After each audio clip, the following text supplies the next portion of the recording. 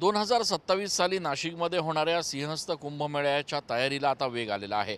प्रशासनाच्या वतीनं 2027च्या सिंहस्थ कुंभमेळ्यासाठी आता आराखडा तयार करण्यात आला असून या आराखड्यासंदर्भात आता विभागीय आयुक्तांसोबत बैठकांचं सत्र सुरू झालेलं आहे।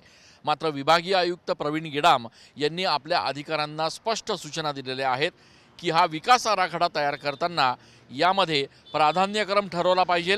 त्याचप्रमाणे हा विकास आराखडा इतका अचूक हवा की शासनाला या विकास आराखड्यामध्ये कुठल्याही प्रकारची चूक काढता येऊ नये किंवा या आराखड्यामध्ये कुठल्याही प्रकारचा कमतरता किंवा आभास भासू नये।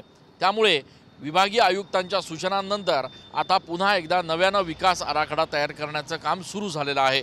2027ला नाशिकमध्ये जो सिंहस्थ कुंभमेळा होणार आहे त्यानिमित्तानं संपूर्ण शहरच नाही तर जिल्ह्याचा कायापालट होणार आहे। त्याच पार्श्वभूमीवर आता फक्त अधिकारीच नाही तर लोकप्रतिनिधी देखील अधिवेशनानंतर सिंहस्थाच्या कामांमध्ये एकूणच या सगळ्या नियोजनात सहभागी होतील अशी अपेक्षा आहे। कॅमेरा पर्सन आकाश येवलेसह मी चंदन पूजाधिकारी TV9 मराठी।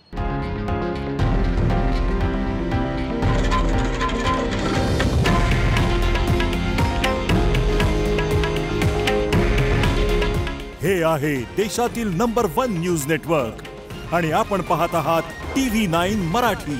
काळजी तुमची, हित महाराष्ट्राचं।